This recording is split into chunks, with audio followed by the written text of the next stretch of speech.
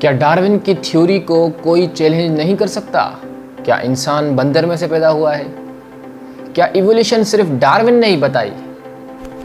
दोस्तों, मैं हूं मोहम्मद मुसव्वर और आज हम क्रिटिसाइज करेंगे Darwin's theory of natural selection.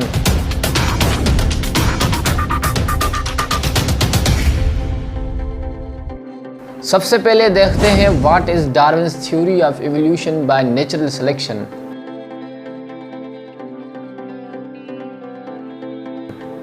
तो इसकी शुरुआत होती है 1830 वो शिप जिसमें डार्विन इस शिप के कैप्टन मिस्टर फिट्जरॉय के तफरी के तौर पर हायर किया गया। किसने सोचा था कि यार एक बंदा जो तफरी के लिए हायर किया जाएगा एकेडमिक लेवल पूरी दुनिया का कहां से कहां पहुंचा देगा। तो इस वॉयज में मिस्टर चार्ल्स डार्विन अपनी अजम्पशंस करता गया और एक्सपेरिमेंट्स करता गया। फॉसिल रिकॉर्ड और होमोलॉजी इन दो फैक्टर को मद्देनज़र रखते हुए वो दुनिया के सामने द ओरिजिन ऑफ स्पीशीज़ के नाम से नमूदार हुआ, जिसमें उसने अपनी revolutional theory the theory of evolution by natural selection introduce करवाई। इस थ्योरी के हिसाब से जितनी भी स्पीशीज़ ऑफ ऑर्गेनिज्म हैं इस वर्ल्ड में वो ग्रेजुअली इवॉल्व हो रही है नेचुरल सिलेक्शन के थ्रू। अब अगर नेचुरल सिलेक्शन की बात की जाए दोस्तों, तो नेचुरल सिलेक्शन है कि नेचुरल वेरिएशंस को अडॉप्ट करना ग्रेजुअली सर्वाइव, रिप्रोड्यूस और compete करने के लिए। एज आई डिस्कस्ड अर्लियर दोस्तों कि अगर फैक्टर की बात की जाए तो इस थ्योरी के जो मेन दो फैक्टर हैं वो है फॉसिल रिकॉर्ड और होमोलॉजी, यानी सिमिलरिटीज़ बिटवीन डिफरेंट स्पीशीज। तो अगर देखा जाए क्या डार्विन की थ्योरी सर्टेन है, एब्सोल्यूट है, तो दोस्तों इसका सिंपल जवाब है नहीं। साइंस ही एब्सोल्यूट नहीं है तो डार्विन थ्योरी ऑफ एवोल्यूशन तो किस खाते में है? साइंस को ही साइंटिस्ट एब्सोल्यूट नहीं कहते हैं कि science can only give you approximations, it never became certain.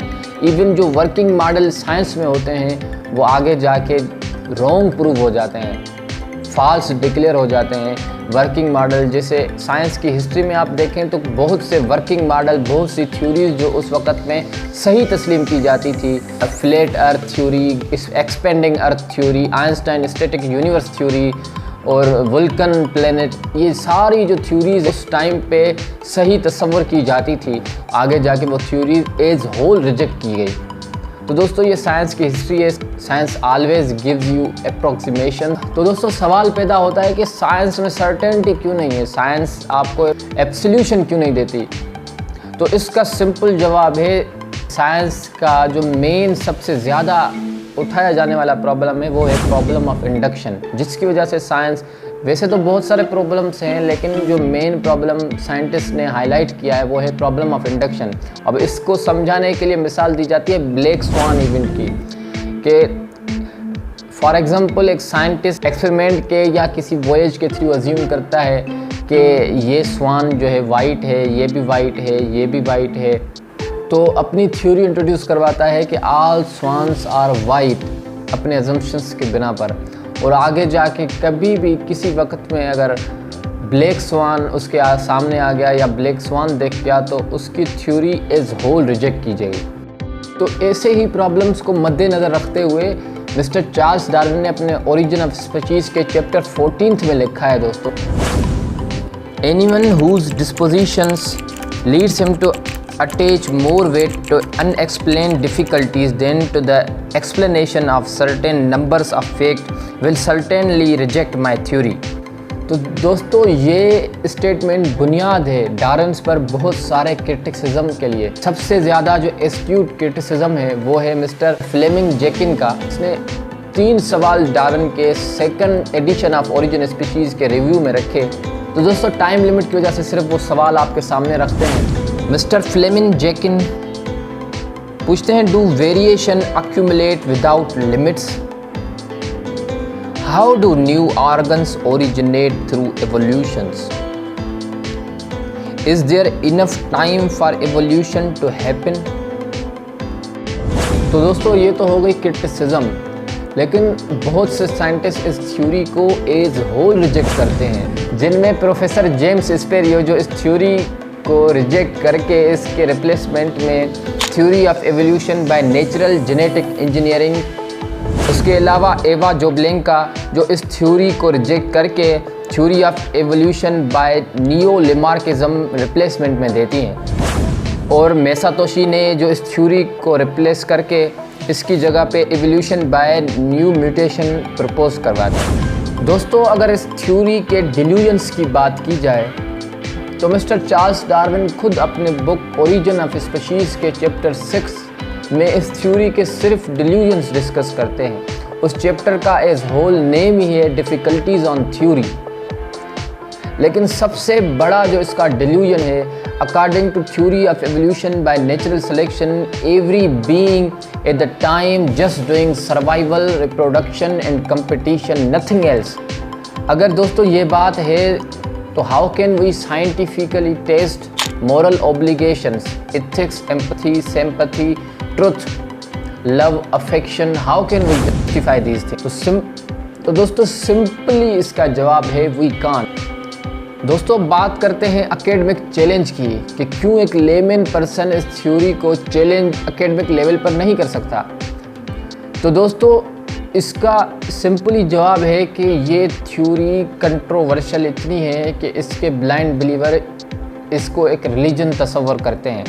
तभी Darwin's theory of evolution by natural selection को घटा के डार्विनिज्म इंट्रोड्यूस करवाया गया।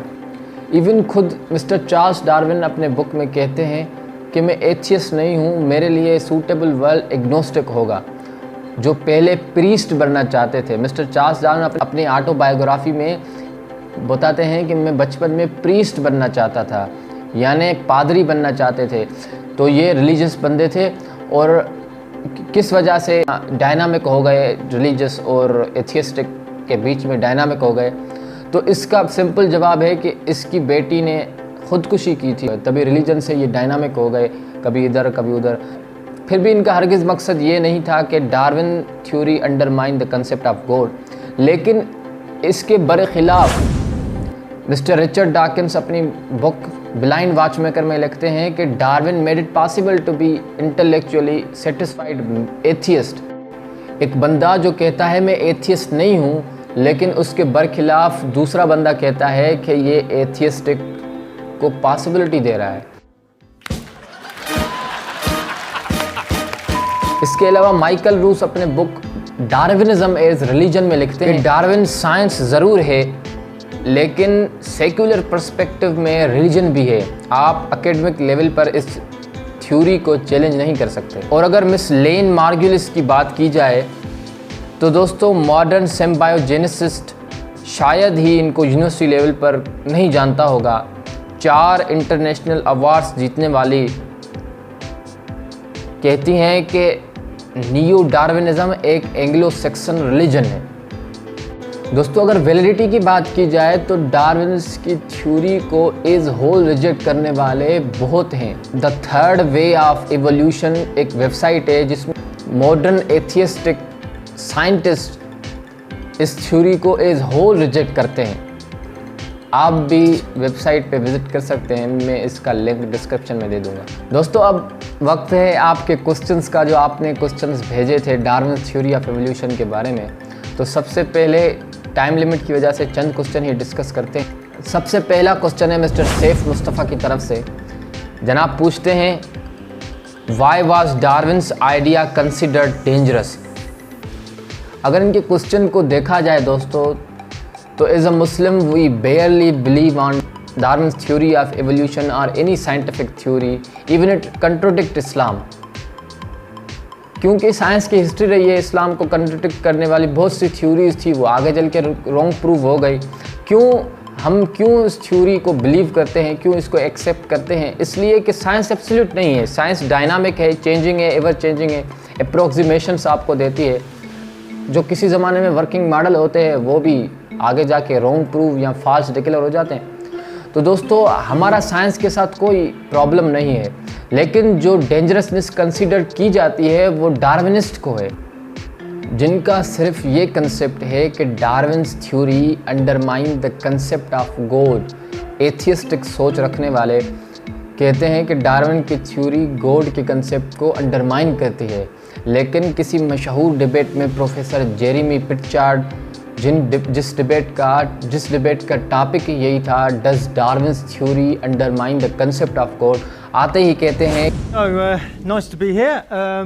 Nice to talk to you about this. The question wasn't quite as specific as you just heard there. It was, as opposed to me, was does evolution undermine God? And in my philosophy, no, it doesn't. So, you know, we can all go home. तो mister Saif Mustafa, I hope I answered your question. Next है AR Ali Khan की तरफ से, AR I guess Abdul Rahman पूछते हैं, according to Darwin's theory we evolve from chimpanzees, did we evolve from them? तो mister Ali ji, आपका पहला कंसेप्ट तो ये है कि according to Darwin we evolve from chimps. तो मिस्टर अली जी, आपका कंसेप्ट ये गलत है। It's a world wide mythical concept. Darwin ने ये क्लेम नहीं किया कि ह्यूमंस चिम्प्स में से इवॉल्व हुए हैं। उसके मुताबिक humans and chimps must share their ancestry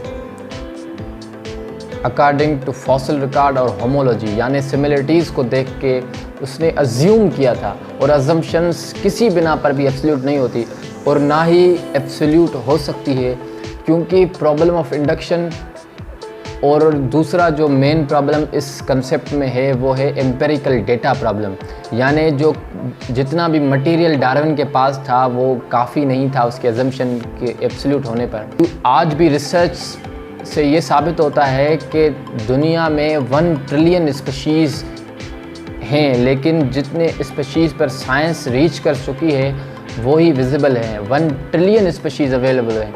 तो इतना डेटा जो है ना मिसिंग है, तो आपका ये अजम्पशन एब्सोल्यूट नहीं हो सकता। तो इसके बिना पर I hope I answered your question. Next question है मिस्टर मुदस्सिर मुर्तज़ा मीरानी की तरफ से, does Charles Darwin coin the term survival of fittest, if not what did he argue about it? तो mister Mudassir, the phrase survival of fittest का first use Spencer Herbert ने अपनी book the philosophy of science में 1864 में किया था, लेकिन Darwin इससे आर्ग्यू ज़रूर करता था। डार्विन के मुताबिक पूरी natural selection survival of fittest के थ्रू है। कंसेप्ट सर्वाइवल ऑफ फिटेस्ट यानी माइट इज़ राइट, यानी जो तगड़ा होगा, जो ताकतवर होगा, जो इन्वायरमेंट की वेरिएशंस को अडाप्ट कर सकेगा वो ही सर्वाइव कर सकेगा। आई hope I answered your question. तो नेक्स्ट क्वेश्चन है अहमद मुस्तफ़ा की तरफ से। जनाब पूछते हैं, हाउ डज़ डार्विनिज़म अफेक्ट सोसाइटी? तो दोस्तों, इसका सिंपल, इंटेलेक्चुअल और ग्लैमरस जवाब है, जो डार्विनिस्ट्स हैं वो डार्विनिज़म को एक्यूरेट साबित करने के लिए रिसर्च कर रहे हैं, और जो इसके खिलाफ थ्योरी के हैं वो इसको डल साबित करने के लिए रिसर्च कर रहे हैं। तो यार ये थ्योरी बंदों को बिजी रख रही है, सोसाइटी को बिजी रख रही है। इसी तरह I hope I answered your question.